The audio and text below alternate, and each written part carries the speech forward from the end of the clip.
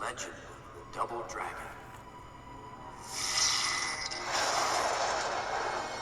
Amazing. Hey, what's good, y'all? It's me, the Shin Black, and welcome to the first episode of the rebooted podcast called The Black Room, starring the Shin Black. Get it? No.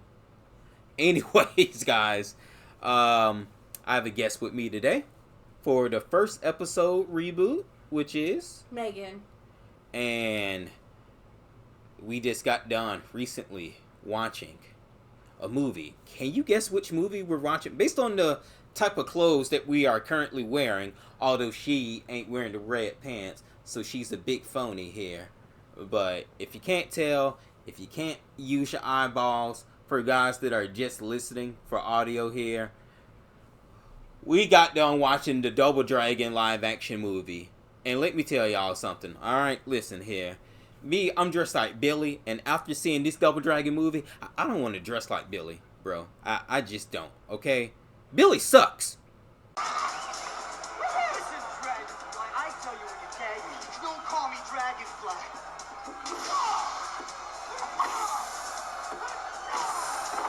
Since that we are reviewing a video game movie today, we might as well should talk about video game movies and which is our favorite and which our least favorite one. And I'll start first here, guys. My favorite video game movie, if it counts, I'm pretty sure it counts, right? It will have to be Fatal Fury, the motion picture, okay? I'm pretty sure that counts as a movie, right? It's been very good. It's very good to me. And I'm probably biased because, you know, if you know me, you know I love my Fatal Fury. So I'm probably hella biased there. But if we had to be like, no, pick another one as your favorite, off rip, I would have to say perhaps the Street Fighter live action movie. Because of nostalgia. That movie isn't very good, but it's so bad that it's good. So if I couldn't pick the Fatal Fury, I'll have to say the Street Fighter live action movie. I was so hyped to see that when I was a kid. I might end up reviewing it on the podcast in the future episode down the line. Stay tuned. But yeah, as far as the worst one though, I've seen the worst video game movie I ever seen. Listen, Borderlands live action movie. That shit was ass. Bro, there's the things where, like, for example, right, you know how I mentioned like the Street Fighter live action, how it was so bad it's good. Borderlands was so bad it was ass. It was so ass it was shit. It was so shit it was garbage. Do not watch that Borderlands movie. I streamed that inside the server. On my server, by the way, you should join, by the way. But no, I joined. But no, I streamed that movie in the server. And nobody liked that movie inside the server. We all shit on it. That's actually, no, this ain't even like, no. I thought the Double Dragon movie was bad. But now when I think about it, no, that Borderlands live action movie was just no redeeming anything about it. So avoid that movie at all costs. I don't even want to talk about it no more. Megan, what's your favorite video game movie? I'm going to say this because of nostalgia, because I remember being super hyped for it when I was like, 5, 6? Go on. First Pokemon movie that ever came out. Oh. That is probably my absolute favorite gaming movie of all time. I ain't think about that. That Like, is good.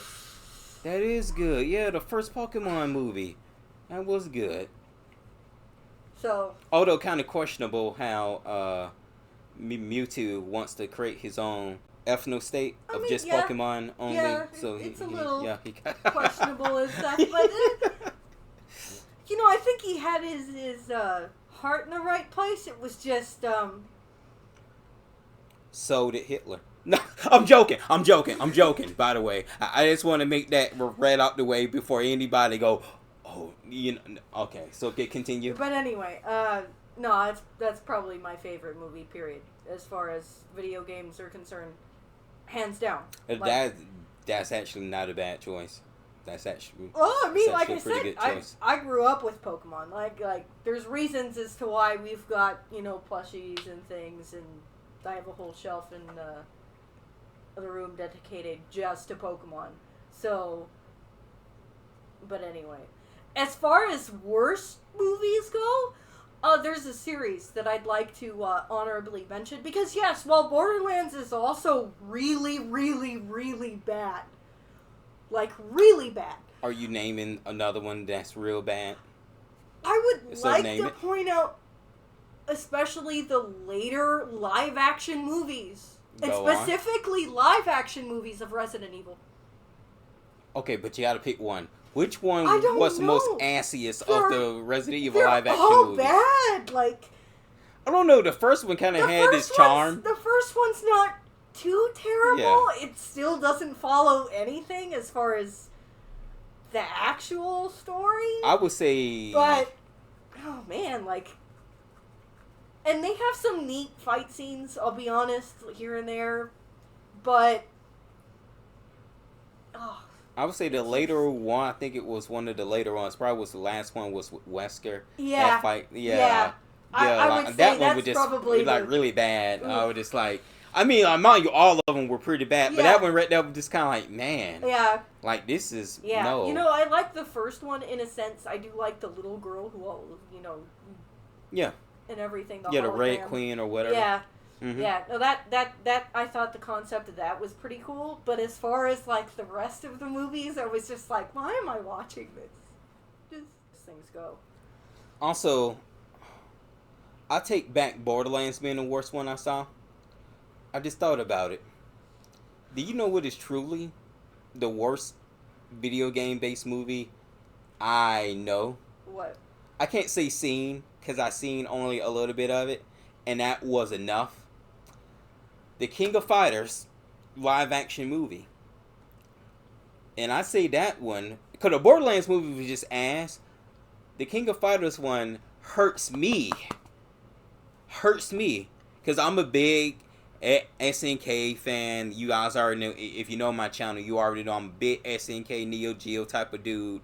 So the King of Fighters live action just kind of hurts. The Borderlands one was just bad. Whatever, I don't got no attachment to Borderlands. Mm-hmm. But King of Fighters though? And I didn't even see the whole movie. You want to know what I saw? And I was like, this is dead to me. What? Live action Terry Bogard. Live action Terry Bogard. That's all I need to say. Live action Terry Bogard. If you don't know what I'm talking about, just go look it up. King of Fighters live action movie. Terry Bogard. Go on Google Images. Just click on images. And whatever you see. Yeah. Yeah. Alright, moving on here. So I will say that video game movies in general though are getting better now. They are, yeah. Yeah, they are getting better. Like, look at the Sonic movies. Yeah. Like the Sonic movies, all of them are objectively good. Yeah. You know what I mean. I still need to watch the third one, but the first two I've seen are good, and the third one I hear is good. So when I eventually watch it, I'm pretty sure I'm gonna like that one too. Mm-hmm. And also the Mario Brothers movie was actually pretty good. What was Yeah, I say it was pretty good. I mean, I'ma go ahead and just give you my unnecessary 2 cents here, people. The Sonic movies are so much better than the Mario Brothers movie, yet the Mario Brothers movie made more money than the Sonic movies, and I think that's a travesty. Okay? That Mario movie was not bad, but no, all the Sonic movies are better than that Mario movie. Okay? I don't give a damn if people want to comment or come to me and be like, boy, you see when Bowser was doing the Peaches song, it was funny. Yeah, up until I heard it the second time, then I was like, wow, fuck Jack Black. But,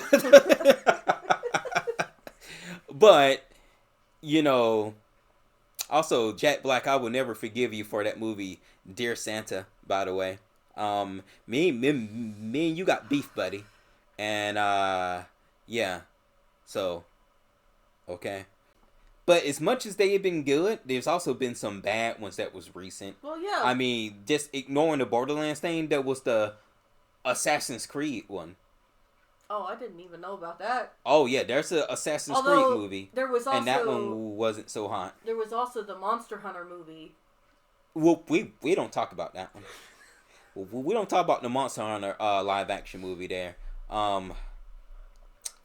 See, all these movies for the podcast that I'm going to eventually review, y'all. Except the Borderlands one. You'll never see that on my channel. But it's bad enough we got Double Dragon on the first episode, but you'll never see Borderlands getting reviewed on here. We done enough of yapping. I think people are just probably ready to hear the review of Double Dragon. Here we go. So, yeah, so let's get right into the Double Dragon movie, alright? So, guys, I would like to just start off and say, okay? The Double Dragon live-action movie here. 12% on Rotten Tomatoes. Wow, I already messed up the review. Review ruined. It's canceled, y'all. I'll see y'all next video. It's been me, the Shin Black. That's been the Shin Megan. We out it. Oh, damn. Sorry. Anyways, 12% on Rotten Tomatoes, alright? 20%, 26% audience rating. Okay? Let that be the foundation of the shit house that Double Dragon live action is built upon, okay? I'm just gonna say it like this. The movie was already off to a bad start, okay? If you just look at the cover, okay?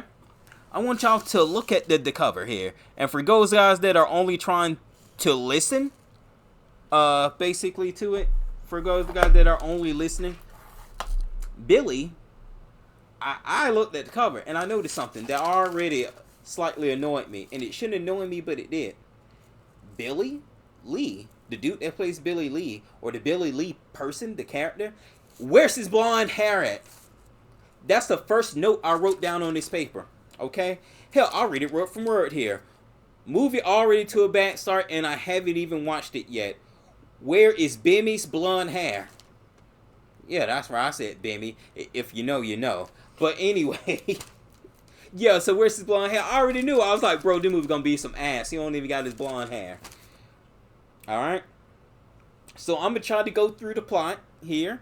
From start to finish here. And add in some little bit of stuff there and here. Do you got anything to add before I bring up the first thing here? Listen, the first thing I want to say is that in the very beginning, it states at the bottom, in you know, how it'll tell you, like, a place and a time and stuff. It says somewhere in China. Yeah, yeah, for real. Like, it don't even tell you where in China. Just somewhere in China. It doesn't say what year, doesn't say what time, nothing.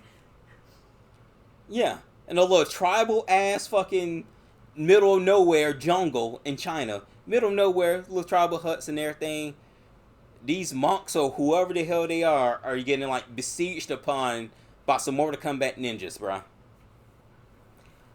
They look like the Superman villains, you know the old one where, like, Superman has to fight against Zod and the chick. And you know the clothes they wore? Bro, I swear, they clothes look so similar to that. It's like Zod had sex with a Mortal Kombat ninja or some stuff, bro. Like, bro, those fits with some hot ass. And, bro, I honestly thought I was watching the live action Mortal Kombat TV show for a second. Y'all know the ones? It was called Mortal Kombat The Conquest. Yeah, I know. I'm an old dude. But anyways, that's what it looked like. Okay to me, basically. And, so they're fighting. And why are these Mortal Kombat ninjas killing these monks in the jungle and burning up their huts? It's because they're trying to find the Double Dragon medallion. Okay? And that's what they are raiding them for. And I immediately thought about something, right? That's not what the Double Dragon plot is to begin with. It doesn't revolve around medallions. It revolves around Marion fucking punched in the stomach and getting dragged away. Yeah. Basically. It was already wrong from the very... Exactly, it was the already very wrong. first The second it said somewhere in China, you was like, alright, so this ain't following the game spot, huh? No, no. The second the movie starts, I should be seeing a blonde woman getting punched in the stomach and getting dragged away. Okay? And nope, it didn't happen. No, you just saw Chinese niggas getting killed by some Mortal Kombat dudes. And then I was like, if they after the medallion, because you know they trying to ask for the medallion thing, I wrote down inside this note here, WTF, what is this, Jackie Chan Adventures? Y'all know about the talisman and everything. Hey, to make it even worse, too, you know the scene where, was it Shuko? Yeah. Okay, well, where Shuko's basically introducing himself as the big bad and everything. Mm-hmm. He turns into a freaking, like, hologram type thing. Like, I don't even know how to describe it because it's so bad looking. Okay. It just looks... We'll get to that part. They raid the village and everything like that, and then it's like, it's revealed that one of the ninjas is actually a blonde-haired white woman, which is kind of like, alright, sure. And you'll understand who she is later, because they eventually get the medallion, and then it goes a little bit ahead in time to 1997 Los Angeles, where they give the half of the medallion they got over to Shuko, who then, you know... Who then turns into, like, this hologram thing, and it's... it's so bad. I thought it was kind of funny what he was turning into, because the dude that plays Shuko is the same dude that plays Lakewood dude from Terminator 2. Same dude, by the way. Oh, dude, I didn't know that. Yeah, exactly. Except he's clean shaven in Terminator 2 to hide the shame of being in Double Dragon live action. He shaved, got a whole new look. That's why you probably didn't recognize him. But I was like, wait a minute, is that the dude from Terminator 2? But yeah. Oh, that's cool trivia. So basically him... So he redeems himself in Terminator 2. Definitely. Yeah, exactly. Yeah. Exactly. Because he would... But man, it was a precursor. He turned it into weird metallic stuff in Terminator 2. You know, he already had that power, but in a low power level, a shittier version, by turning it into paper fucking mache or some shit, like transparent paper mache in this Double Dragon movie. So that's when they bring the medallion over to Shuko, and he's like, where's the other half? It's the Double Dragon thing. You have to put them close together, blah, blah, blah. In other words, the other piece is gone. I wonder who could have the piece, the other half of the medallions, basically. So the other half of it, where could it be at, basically? And he's all mad, but he's like messing with the power of the one half he has. And that's when you see that the only power he gets from that half is turning into transparent paper mache. And essentially he he sends out his goons, including the blonde-haired woman who you saw earlier in the movie, and his two Chinese henchmen.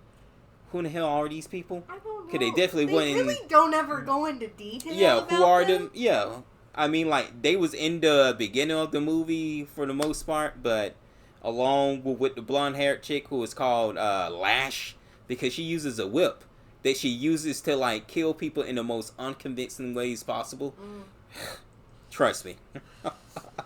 but anywho, he sends them out to go find the rest of the medallion or whatever, you know, which of course goes later on to where we meet the heroes of the story, where they are fighting in a ring in a martial arts fighting ring fight club area. I don't know, but it's shaking because of the earthquakes, because New Los Angeles got wrecked with some, I mean, post-apocalyptic earthquake or something, which of course I can kind of respect, because in the original Double Dragon game, it takes place in a world that was ravaged by like war or an earthquake or something.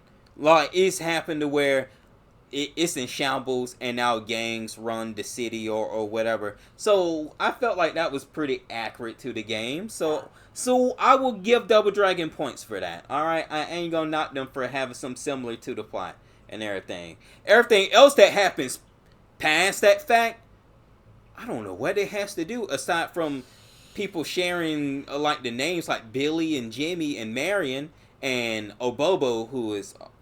Anyways, more on him later. But listen, the fact of the matter is that they have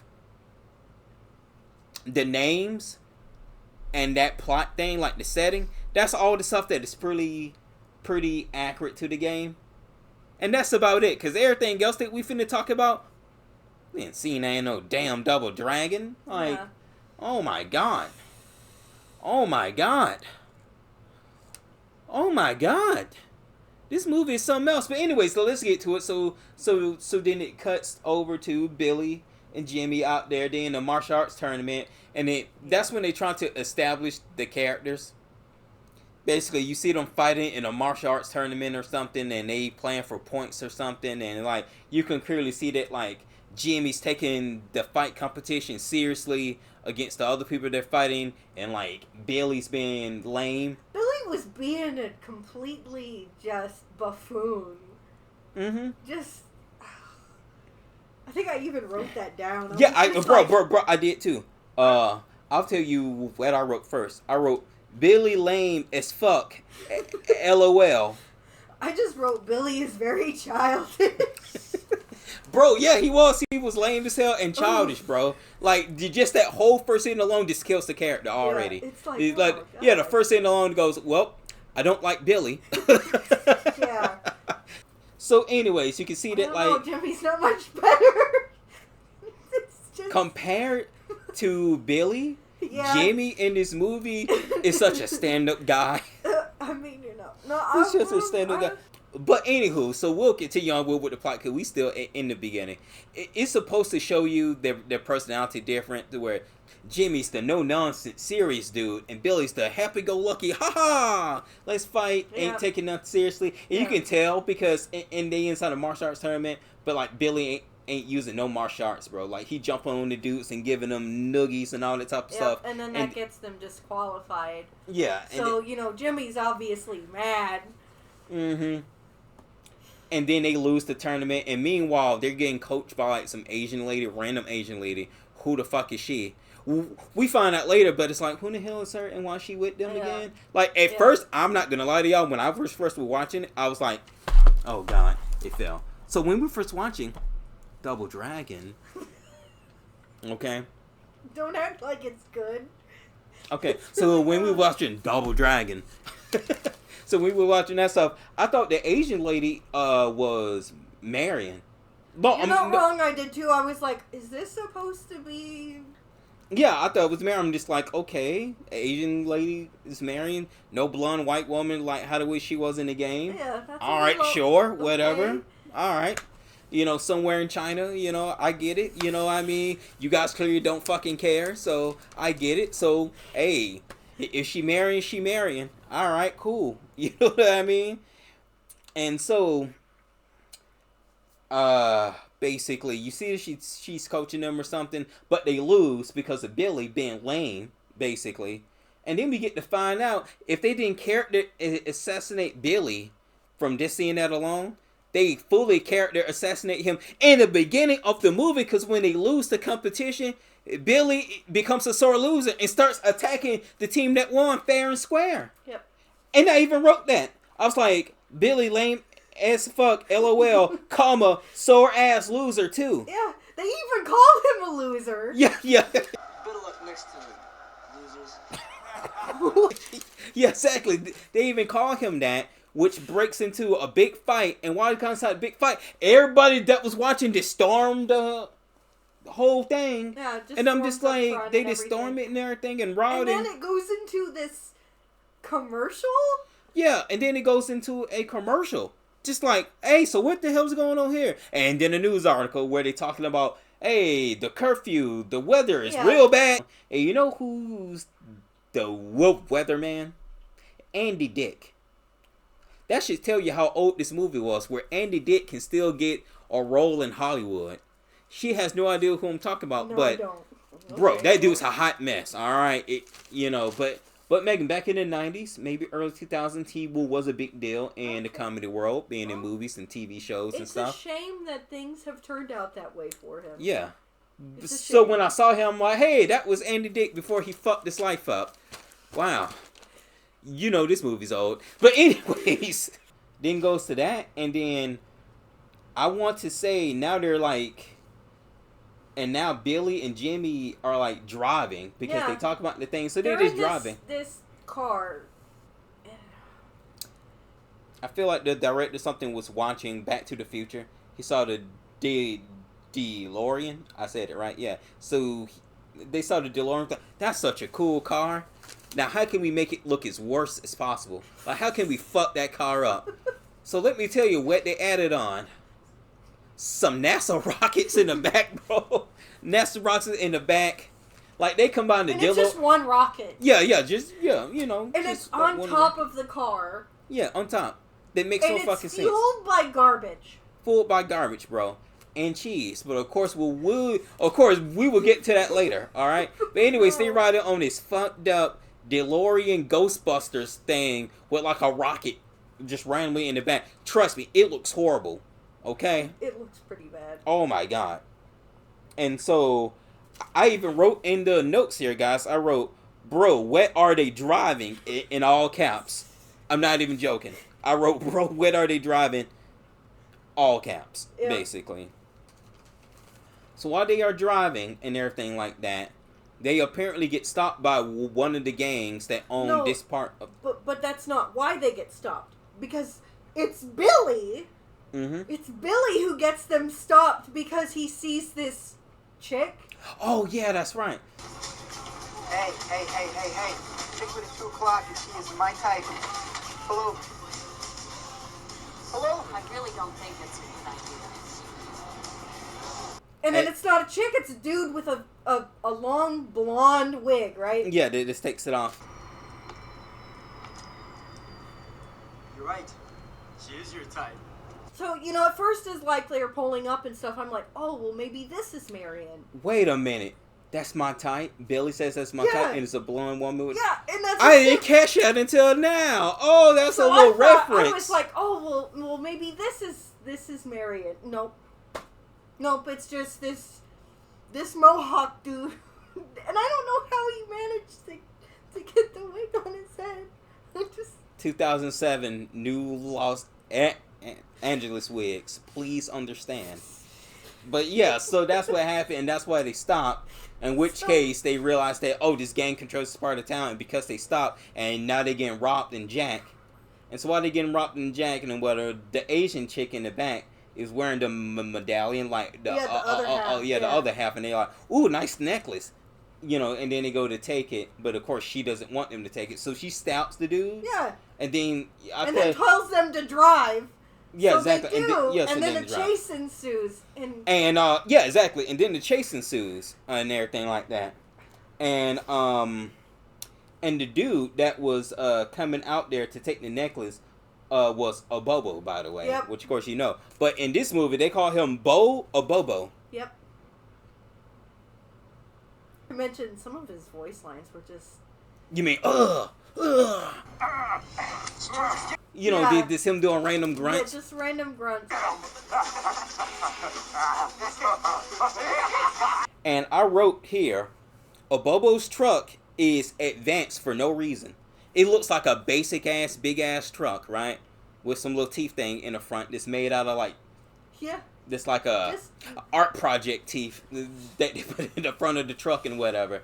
So anyways, while I say the truck is advanced for no reason, for a rinky-dink looking truck, I think can dox people at will. And it has a tactical camera. A tactical camera and everything. Oh, don't worry. We'll get on the tactical camera and everything later. Because when the chase ensues, oh boy. Like I said, a Bobo's truck is advanced for no reason. Why does he have a doxing mechanism? Why does he have an auto tracker GPS inside his truck? Technology is wonderful in 2007 New Los Angeles. Let me tell you. Oh my God. after it gets ravaged by earthquakes. Every got earthquakes, and some kind of toxic rain. Yeah. Oh, Technology advanced, okay? And I wrote down inside the notes, car chase is so lame. Car chase music even lamer. Come on, Jimmy. Let's see how you guys handle this. That car chase was whack. Oh my god, that was one of the most boring car chases I have ever seen in a movie. It was just non-eventful. And then they're trying to play this music to try to hype you up for the chase. But I'm like, the music lame too.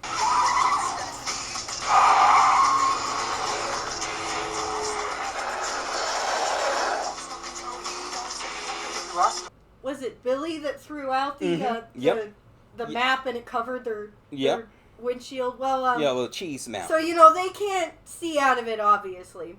So they throw up this pole and it's got a camera on top, and then it turns into like a video game.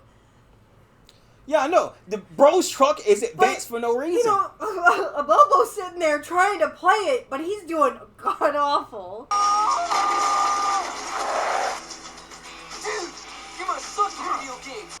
So his little sidekick person. Mm-hmm. Did we ever learn the name of that person? I didn't give a fuck about what his name was. Well, like, he ends up taking it, and then they crash soon after that. It's just... But you know how they got away to cause them to crash? It's because... A can of cheese? Yeah, it's because Billy, lame ass, found a can of cheese. What is this? And they use it into the thing as fuel for their little fucked up DeLorean Ghostbuster car with a rocket. Okay? I call that the just fuck my shit up mobile. Okay? It might as well be. Yeah, bro.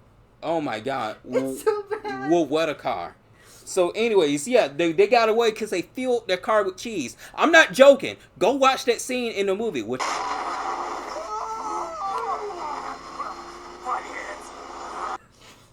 And I wrote in all caps, Megan.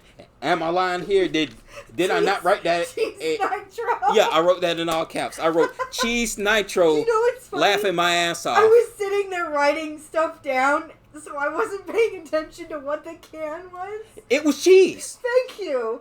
Because I needed to know that. I literally saw that shit and I wrote down cheese nitro laughing my ass off. I thought it was like an aerosol can, because that would make sense. They paired it with cheese, which is why later on they mentioned the cheese engine, which of course, oh my god, we'll get to later. Now it makes sense. Yeah, so now they get away and everything like that. But of course they got away and then a Bobo's super advanced truck crashes, right?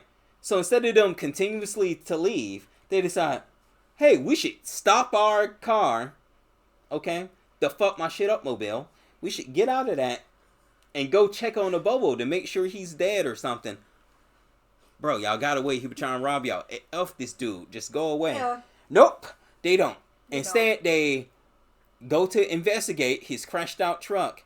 And a Bobo pops out the truck, right? Yeah, he pops up and he's doing his usual, I'm a bad actor. I'm grunting and being a bad actor. And I'm slamming my hands on my car. Yeah. Because I'm so angry. He looks really mad.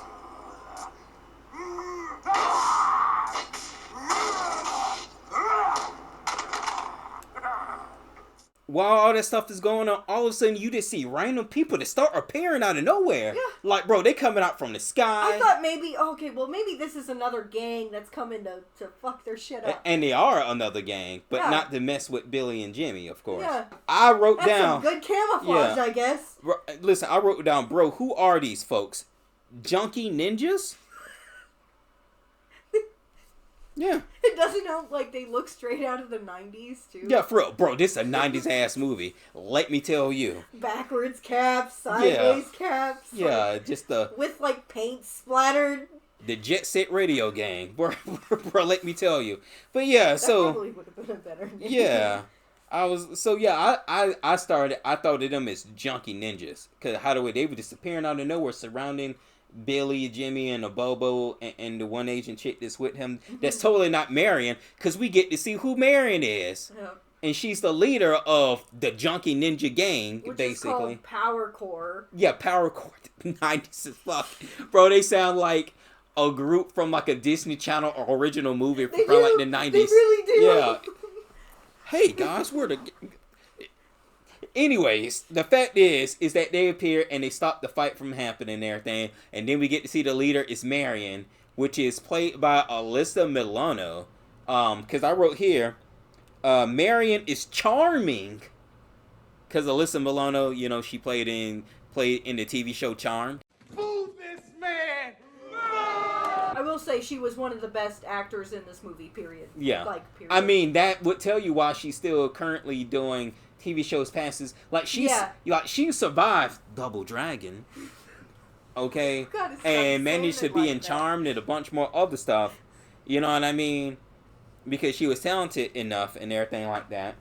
Anyways, I'm getting ahead of myself. The point is that they break up the fight, and then you see the fact that Marion is the leader of this gang and everything like that. And while she's talking, I think she's like turns her back to them. Then she goes to pick up something. Yeah, and I guess she goes in front of them because a Bobo dropped something. Mm-hmm. No, I really don't even know what. I don't even know what he dropped. I don't know. I can't tell you what he dropped. It's some kind of device. I just know that much. I can't tell you what he dropped because immediately. It's a doxing device, maybe. Probably, I don't know. It's a gang net linkup. Gives us important data on the gangs that are destroying our city. Oh, but what I immediately did is that the second she bit down to get it, my eyes went straight to her ass. And I can't even lie because I even wrote it right here. First butt shot. They're not worth saving. We came for this. So did Billy and Jimmy. That's what they did too. So I was just like, okay. All right. You know, and everything like that. Mm-hmm. Actually, I think it was Billy who actually had to correct Jimmy there. Oh, yeah, that's right. I think. Mm-hmm. So, which, of course, plays into it later. And then it also has to do with the games that, you know, Jimmy also got something for Marion, you know, all that type of stuff. Yep. So, yeah. But that's when I was like, if that's Marion... Because, Megan, this was the first time when I was watching the movie where I was just like, wait a minute, so the Asian chick, is it Marion? No, for real. Yeah. Because the second when they referred to the blonde chick as Marion, I was like, then who the hell is this Asian ass chick over here then? Who the hell is she? Yeah. Yeah. That's kind of what I was wondering too. Exactly. I was like, wait a minute, wait. I thought... Yeah, exactly. Because I wrote inside the night, first butt shot, Marion's butt. Wait a minute. Who is the Asian girl with them? Yeah. Question mark. You know what I mean? I was like, wait a minute. Then who the hell is... Stuff like that. And, because they never say her name. Exactly. They never say her name up until the next scene. Because immediately when I wrote down, who in the hell is the Asian chick? The scene goes right next to where they are inside their home. And then that's when the Asian chick is like, hey, I'm this person, and this is why I'm here, and let me tell you about why the plot is about to advance like this. The second, you know what I mean? The second I'm done talking. Mm-hmm. And why I have this medallion and why it's so important, even though we already knew it was important, because Shilko said he needs the other half of the medallion, which she has, so you already know it's a big deal. The dude has turned himself into transparent paper mache, so we know that shit can do something. It may not be nothing cool, but it can do something. Okay? And so... Yeah, it's really not cool. Lame ass power. Like lame ass power. Like, hey, do you guys like Shikamaru from Naruto? Yeah. Do you want to see me do shadow stuff just like him? Alright, that sounds like a good power to me. Alright, watch me fuck it up and look completely lame. That's literally what Shilko power is doing. So I'm just like, bro, I think he got the bad side of the medallion. I think what they got is cooler. Because if that half turns into paper mache, no wonder why he wants both of them. Because the one he got sucks. But anyways, she explains her whole deal, you know what I mean? Like she, you know, like her father and their father trained something and they protected the medallion and now she has one half and she hid the one half somewhere in China. somewhere in China. Basically, you know what I It all goes mean? back to somewhere. Yeah, exactly. in China. And then basically she explained, so now she's there to take care of the Lee brothers, because that was what their fathers would have basically wanted. So she's taking care of them and watching over them and guiding them and everything like that. And she's like, yep, and I have this one half of the medallion, and the other one is somewhere in China. Wink, wink. Nobody will ever go somewhere in China to get it. Dun, dun, dun. They go to a scene of Bobo goes, hey, yeah, those guys, they had this medallion thing. And I thought it was cheap and... Yeah, exactly. But it turns out that's exactly what you want, basically. Yeah. Because as you know, Shoko in the earlier thing, when he wants the other thing, he tells like, hey, tell the gangs, hey, if they get it, then they'll have a reward or something like that. Yeah. Whatever. I don't give a damn about knowing everything accurate about this movie. This movie sucks. Double Dragon. But that's the thing though. Essentially, a Bobo comes to be like, hey, I saw the thing you may be looking for. These guys have it. And because he docks the hell out of them inside his truck, he shows their full docs to Shoko, and he's like, good job. All right. So now since we know everything about them, let's go do it. Which is why when she goes... Oh, don't forget, too, during that whole scene where Abobo basically goes there and everything, well, Shuko's pretty disappointed in him. So, he basically... Yeah, he been disappointed because he didn't bring him the medallion. Yeah, so he's like, well, you know what we're gonna do? We're gonna turn you into, like, a pincushion.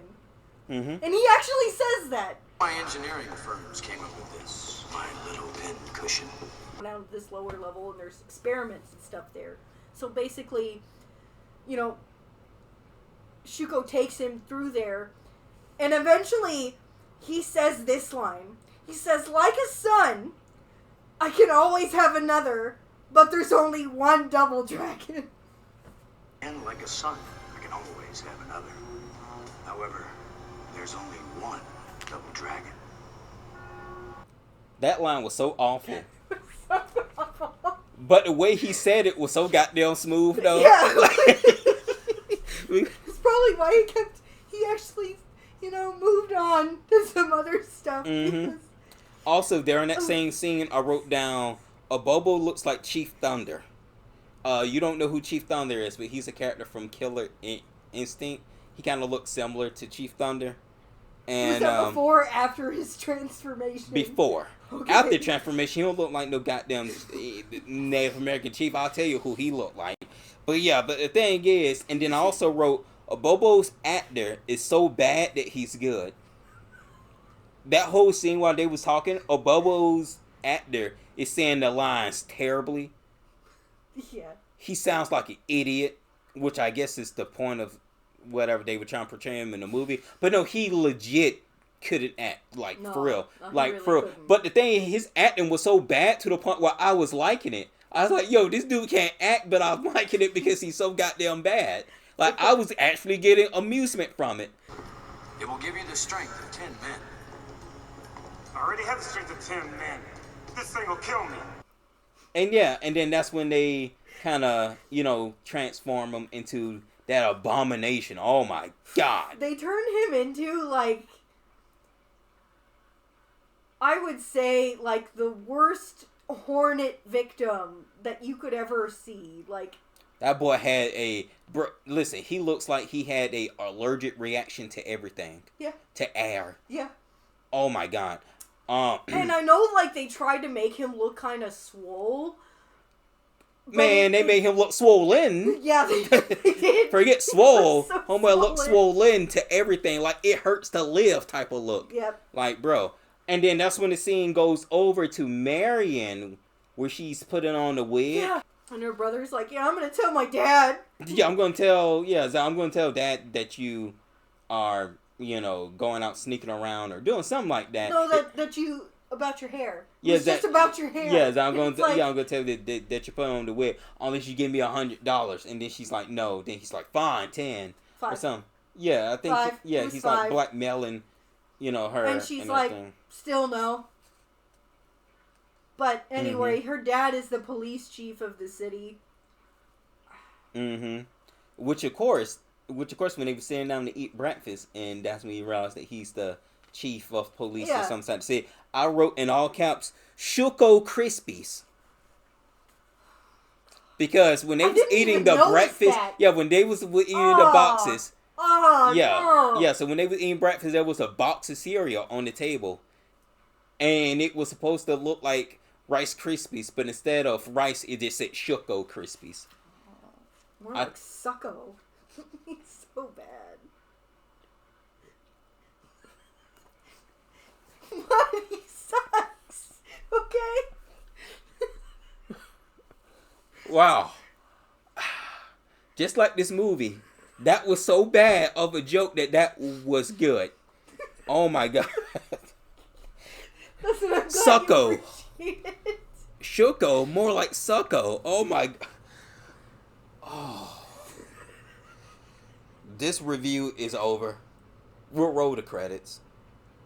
Oh, come on. We're not even halfway done. Oh, God. After you get to see that, like, okay, Marion's dad is the chief of police, and she wants him to stand up to the gangs more, to the violent gangs more, and he's, like, pussyfooted, because he's a pussy, he's a coward. He kind of just let the gangs do whatever they want at nighttime. As long as they leave the daytime alone, he's totally fine with them doing all kinds of stuff at night, you know, just to make his job easier. Like, he's kind of a defeated cop who's just doing the bare minimum to keep through peace. The motions, basically. And then on top of that, like, on TV, then a thing, again, I think it's either for or against Power Corps, I forget which. Yeah, something like that. But anyway, he ends up calling them terrorists, and mind you, Marion's the leader of Power Corps, so she's like, I think they're doing good. It's just... Yeah, it's just a weird thing to set up that Marion is conflicted because her dad's a police person and whatever, and she wants him to stand up to like the more violent gangs, but he's too busy saying that, you know, that Power Corps, which is her peaceful gang, is terrorists, and he's just, you know what I mean? Yeah. So you can see it's supposed to set up that whole conflict. It's supposed to be a rift type of deal. Yeah, supposed to be a rift, but the movie sucks, so it does a terrible job of really pulling that point and everything like that. And so, you know what I mean? And that's it is. Which is why they immediately, the director probably saw this, well, okay, so this is kind of ass. Let's go back to Billy and Jimmy's hijinks. And Satori. Yeah, and Satori, because that's when we find out while she's explaining who she is and why she raising over them and watching over them and guiding them, and why nobody can ever get the whole Double Dragon medallion together. It's too dangerous. But after that whole spiel and everything, you know, I think this is after the cut between Marion and her dad and all that. Well, essentially, she comes in because Billy and Jimmy are having a little sparring session and everything. And she comes over and she's like, oh, yeah, nice! And then there's knocking at the door. The exit door, mind you. Yeah. Well, she just goes and she opens it, and there's friggin' Shuko. Who you find out his full name is Koga Shuko. This white-ass dude, Koga Shuko, because he named himself after a Japanese warlord. Yeah. And that's what, and mind you, this ain't me telling you the background of it. No, he literally says that to her. They supposed to know each other, but hear him introducing himself. Oh, Koga Shuko, named after Japanese warlord. And she's like, your name is actually this, which I forget what it is. Yeah, I forget what his real name is. Geisman. No one has called me Geisman in many years. No, it's not the T-1000. He kind of looks like a really bad rip-off Wesker. Yeah, I mean, he kind of does. He kind of does. With the shades and the... But apparently that's how he goes off, and then he introduces himself, I'm Koga Shugo now, blah, blah, blah, and now I'm coming for that medallion. So a fight breaks out, you know what I mean, and she's trying to tell them, go run away or whatever, and garbage-ass fight scene, by the way. Two little henchmen. Yeah, the Chinese henchmen is who we never know. They go after, Billy and Jimmy. They start climbing hijinks and shoes. Yeah, basically they start climbing this net, whatever. They get up to the top and they're like, hey, we should go our separate ways, trope. Divide and conquer. It basically leads to a dumbass chase and fight scene between the Chinese henchmen and Billy and Jimmy there, and that's when we come to realize these people live in a theater, like they literally live in a stage theater. Yeah. Yeah, and then I'm just like, oh, that's where they live, in the stage theater. All right, sure, whatever. You know what I mean? They start rope swinging. They also have random items used as far as like weapons go. One of the Asian people he picks up a bowling pin. Ball. Yeah, bro, he smacks the hell out of Jimmy with like that bowling pin. And fucking Jimmy just tanks that shit. He just don't even act like he got hit by it. Jimmy picks up a broom and then they start fighting. And I don't know how he ended up with the other Asian dude ended up with a broom pole, but eventually they're both going at it with broom poles. I just want you to point out that even though that was happening, he was still doing some martial arts and swinging the thing around. Mind you, he's doing actual martial arts. He's doing kicks like Mark DeCasco, the dude who's playing Jimmy, is actually doing martial arts. Scott Wolf don't know a lick of martial arts.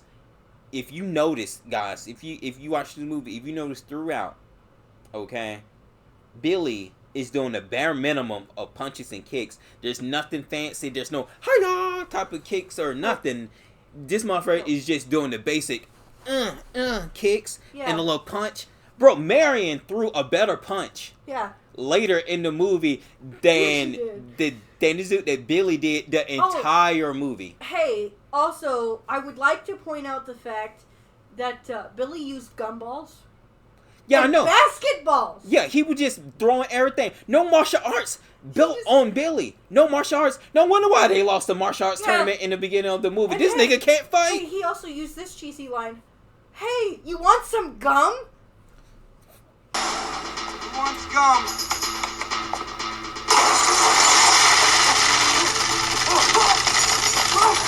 I was ashamed to wear these colors here, bro. The whole entire time while he was being lame, I was just kind of like, bro, I'm wearing the wrong colors tonight here. This dude, Billy, Scott Wolf, whatever the hell, did nothing. Garbage. Not one thing. They was compensating with the fact that he can't do martial arts with him just like doing stupid stuff like throwing basketballs, gumballs, and other dumb stuff. I think he throws like 4 basketballs one after the other, and it's like, it's garbage. Yeah, it's just garbage. It's just garbage. And then eventually we get to the part where like where Shiori, I think her name is Satori? Yeah, Satori. Sorry. Satori. That's when she's still fighting Shuko. Then that's when you see him using basically I wrote here Shuko is using Shikamaru Jutsu.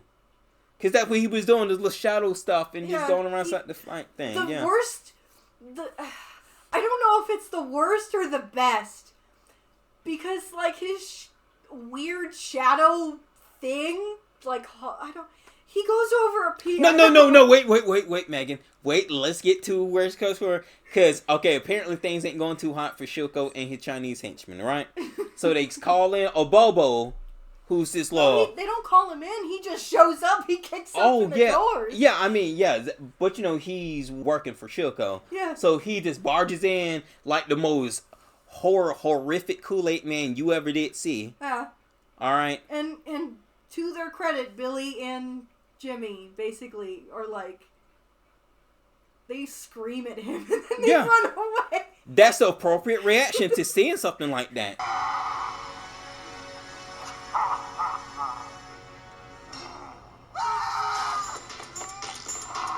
Scream and run away. You want to know what my reaction was to Bo? What? Bo looks ill. That's what I wrote, Obobo, they massacred my boy. He got one hell of a allergic reaction. But it's crazy how they did him less dirty in the Neo Geo fighting game. Because the Neo Geo fighting game is actually based off the movie. I have a SNK boss syndrome of that video game based off the movie coming to my channel soon, so look forward to that.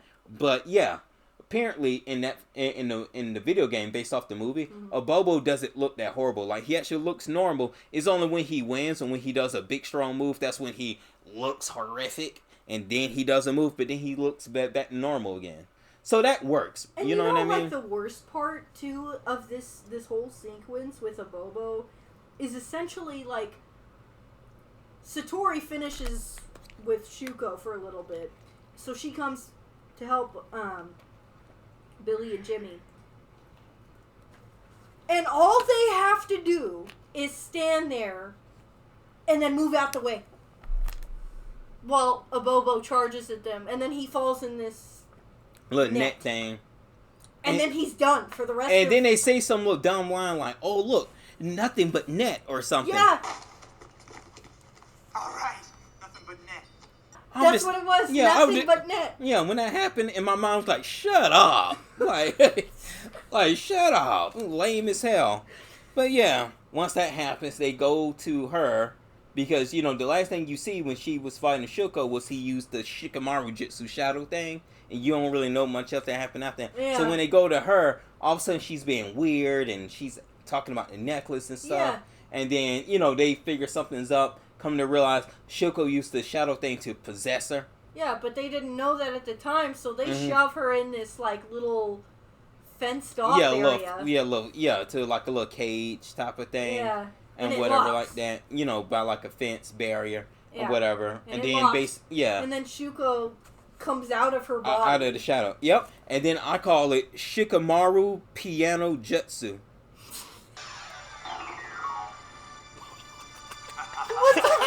The fucking piano! Did they have to do that? Well, while they're doing that and everything, and Shuko's sitting there, and he ends up on, I don't know, the top of this area. Yeah. I don't know even like top of the stage or something. Top of the stage or something. He's sitting there and he's like lighting a cigarette, right? Which is dumb. Why are you doing that right now? Oh, it was because he's trying to look cool. I know and at the same time, his Chinese henchmen, who we still don't know the names of, they're pouring gasoline into the theater. And you'd think, okay, well, we're probably halfway through the movie. No. The point is that Shuko is basically saying, hey, if you don't give me the other half of the medallion, I'm going to set this place on fire. So, choose it's Satori or the medallion. Yeah. And then they still try to break her out, and he goes, well, you guys made the wrong choice. And so while that's happening, and while the place is on fire and all that type of stuff, you know what I wrote down? What? Just climb the fucking fence. It's not even that tall. If you go back to that scene, it's really not and you that see tall. the little barrier, she could have climbed over that fence. Instead, she's insisting on kicking it. Meanwhile, they're trying to pull it. While and the then fire on top just of that, you have Lash just for some reason standing off to the side. And she's like, "Is it just me, or is it hot in here?" Corny lines. Corny lines. That's what I wrote. Is it just me? Or is it hot in here? Oh, for fuck's sake. Oh my god. It's so bad. It's so bad. Garbage. What a movie. This movie sucks. Double Dragon. Okay. It doesn't want to stand up because it's so bad. Yeah, this movie don't even want to stand up for itself because it know its ass. Double Dragon. But yeah. Oh. Corny lines, bro. Here's another one though. I gotta do this. This is an honorable mention. Mm-hmm. There's a part where Shuko is talking to Satori, and he goes, "Lotus Flower, I missed your sense of peasant justice." Corny.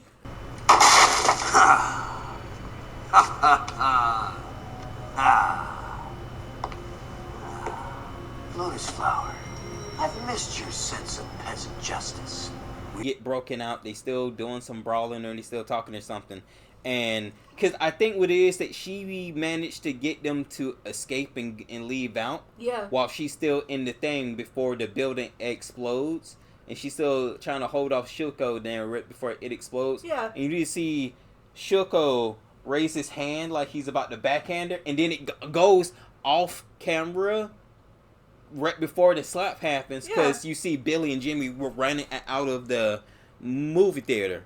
You know what I mean? So they running out the movie theater. Yeah. But you know what I mean? But it's right before he backhands her.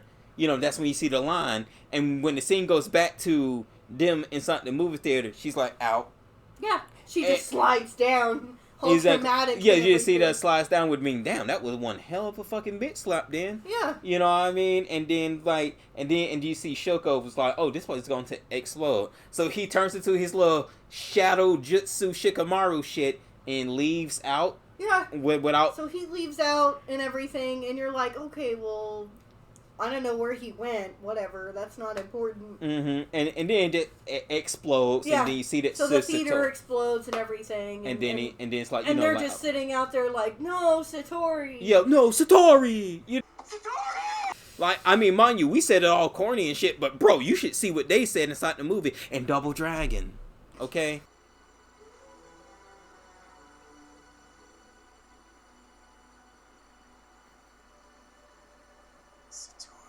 It pans back to Lash and the two Asian dudes. Mm-hmm. And, you know, Lash is like, oh, well, where's Shoku? Or Shuko? Shoku. Sucko. Remember that name? I need to just call him Sucko at this point. Might as well. But anyway, he, like, pops out of, like, the window and everything, like, I'm right here. Like, Oh, we're yeah. leaving now. Where's Shuko?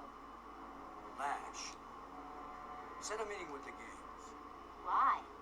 But hear me out here. It was kind of smooth. cool though.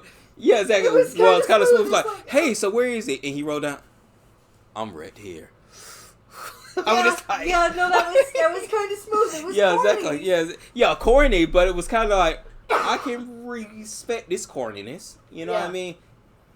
Shuko's like, I need that other medallion, and I don't know where Billy and Jimmy are. So, what it is that I need to make a deal with all the gangs in New Los Angeles, basically. I'm going to talk to all the gangs, and I'm going to get them to work for me, because I need a lot of manpower to locate Billy and Jimmy, right? Yeah, because I want that other medallion. Yeah, so he goes to the gang meetup and everything, and like he's like, hey, you guys need to work for me, blah, blah, and they don't respect them. Yeah. So he goes and chokes out this person who's just standing in the middle, and he's like, well, why do we need to listen to you? Yeah, but exactly. He doesn't choke him out normally. Oh, yeah, exactly. No. And exactly. But the dude who is eventually getting choked out, I wrote, gangs meet up. Who is this ugly ass Doc Brown looking guy? You know the old greedy dude? You mean Mr. Burns? Yeah. He kind of... Mr. Burns looked way better than what the fuck we saw in Double Dragon. Okay? And that says something. Oh my goodness, bro. That dude was horrible. And so, eventually, they're like, why should we listen to you? Who in the hell are you, Shuko? We don't give a damn about you. Like, we gangs, we tougher than you. We don't respect you. So, he does his ripoff of Shikamaru, goes up as a shadow thing, chokes out the dude in the shadow thing. And you can see it on the wall. Like, yeah. he's the shadow, and he's choking him out. But, like...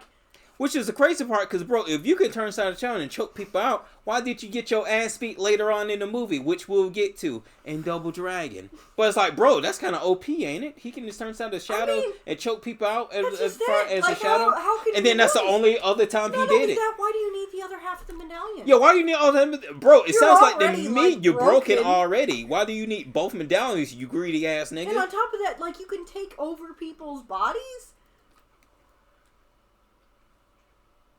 What do you need the other half for? You really don't. You can possess other people's bodies. You can choke people out as a shadow. I'm sorry, man, but you don't need that other medallion. No. I just think your ass is just greedy. Okay, and your greediness cost your ass. Because you was already broken enough, homie. Stupid shit. So stupid.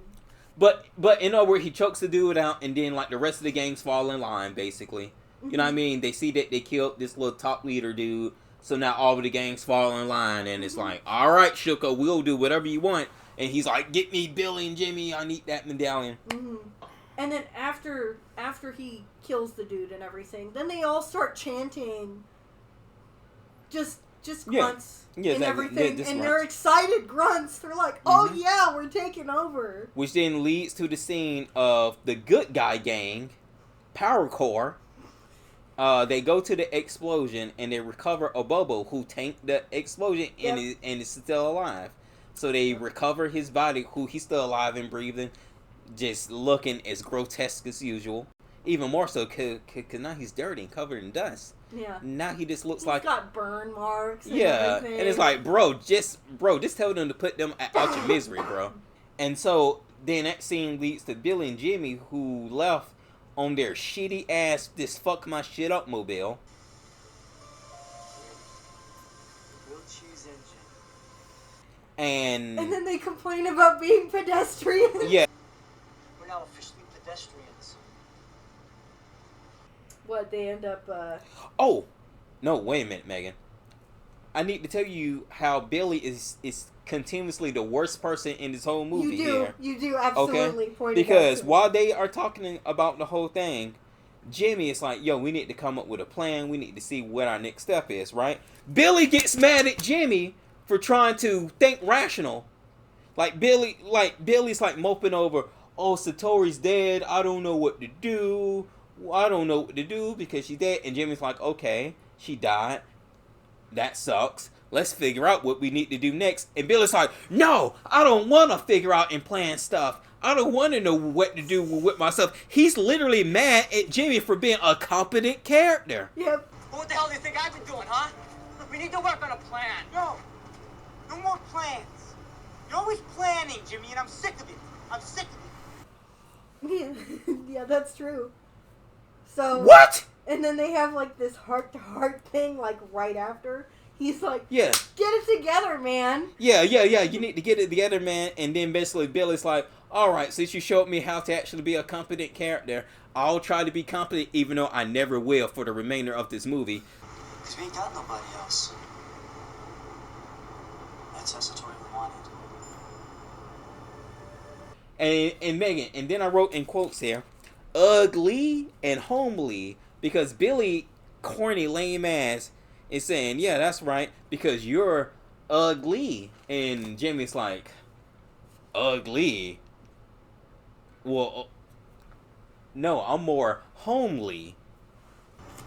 Look who's talking, ugly. Get it straight. You're ugly. I'm homely. Oh, okay.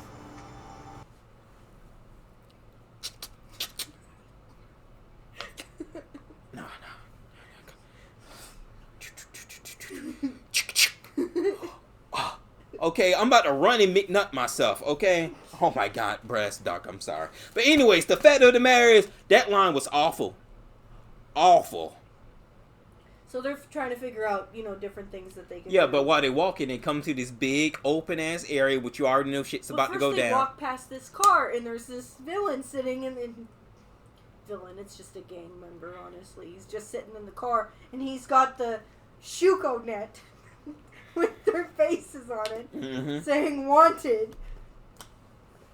Conveniently. Yep. Just on ShukoNet, just So browsing. as they round this car and everything, and they're standing there, there's this huge just group of gang members just sitting there, and they have like different things in their hands, and They are just, clanking it. What they were trying to be, they were trying to reference the movie The Warriors. You know, the bottles, Warriors, come out and play. You know, that stuff right there. Yeah, that's what they were trying to reference with them clanking their stuff together.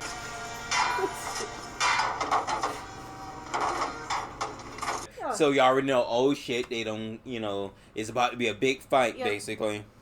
Yep. And, so, a big fight breaks out, because obviously they want to capture Bill and Jimmy for Shuko, right? So, big fight breaks out, and then I wrote, why is Jimmy fighting Rick James? Because throughout the kerfluffle that was happening in Double Dragon, throughout all the kerfuffle that was happening, at one point, Jimmy kicks the shit out of one dude that looks like Rick James.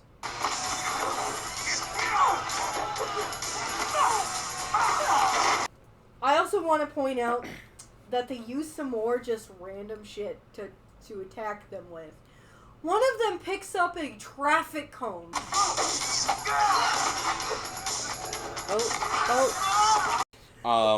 And then I also wrote Billy really sucks at this martial arts thing. Because while the whole fight is going on, Jimmy is once again using martial art. He's doing kicks and punches on the cool shit. He's actually doing work and everything. Billy is like jumping on shit, throwing shit at people, just bullshitting. Like, you know what I mean? And I'm just like, how he's not been like punched to the ground and got murdered.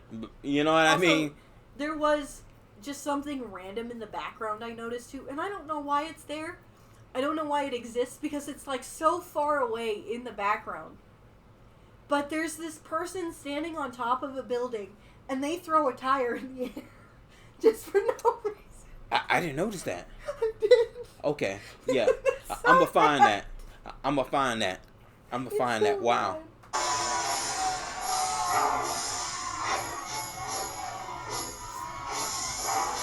Dude just didn't give a fuck, huh? Oh my goodness. I don't know how I managed to spot that, but... Well, you know what we both spotted? Oh, my bad. Go ahead and No, I was going to say that's probably, like, one of my just favorite things in the movie because it seems like an Easter egg. Oh, I didn't even notice that shit. But you know what we did, Mode? And I wrote this in all caps here. Airmail. Cringe. There's this part in the movie that was probably one of the best scenes in the entire movie. Yeah, I one wrote of the best airmail scenes. joke. Yeah, one of the best scenes in the whole movie. All the gang is like fighting them, right? All of a sudden, Billy and Jimmy go to this building or whatever, and all of a sudden they look up or whatever, and then there's this dude dressed like a UPS post worker, like a mailman. He's dressed up like a mailman, and he looks down at them, and he just screams out, "Airmail!" when he jumps down at them, and then they just move out the way. Hey, special delivery!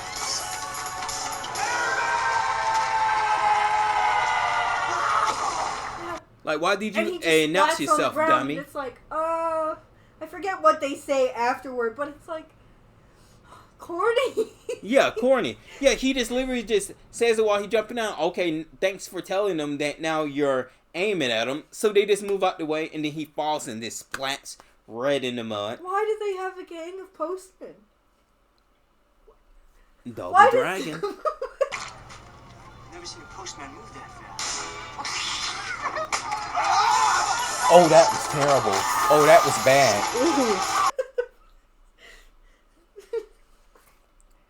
So eventually they hold themselves up, Resident Evil 4 style, into this building while like all of them clawing at it. It's reminded me of Resident Evil 4, you know what I mean? Mm-hmm. To all of the zombies are clawing at Leon in the door, blah, blah, blah. Sitting there and they're trying to bash things. Yeah, exactly. So they all trying to bash in, while Billy and Jimmy... A Bobo's henchman or whatever sits there and he pokes a hole in the... wall. In the wall, basically. And he looks at he's like, I can see you! And then I think Jimmy goes, I can see you too. Then he pokes he his says, eye. No, you can't. And he really? Oh, my bad. So he pokes his eye with like the freaking pole, and the dude goes, ah! Like, wow, you have reaped what you have sown, huh? On the other side, it's like, you can cry right into my shoulder. Yeah, bro, that right there. I can see you. No, you can't. Come here. Grab my shoulder. You quit screwing around. No, that's... Oh, boy. And so then the dude start crying into the big black dude's shoulders. And I'm like, is this supposed to be funny? Look like it is supposed to be funny? He just got his eye poked with a freaking pipe. It looked like it hurt. Didn't look like it hurt that bad. He's sitting there crying and hugging the big black dude. I'm like, is this supposed to be funny or what the hell is this? I don't know. Shit is stupid. No, it's stupid. What a dumb scene. What a dumb movie. Double Dragon. Double the stupid. Okay? That's what I'm going to name this episode. Double the stupid. Yeah, I like it.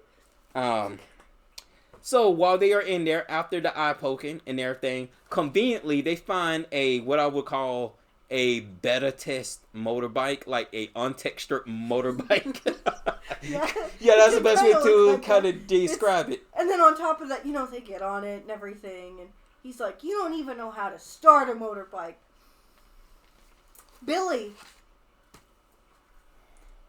Billy tries to, and the bike falls apart. Just...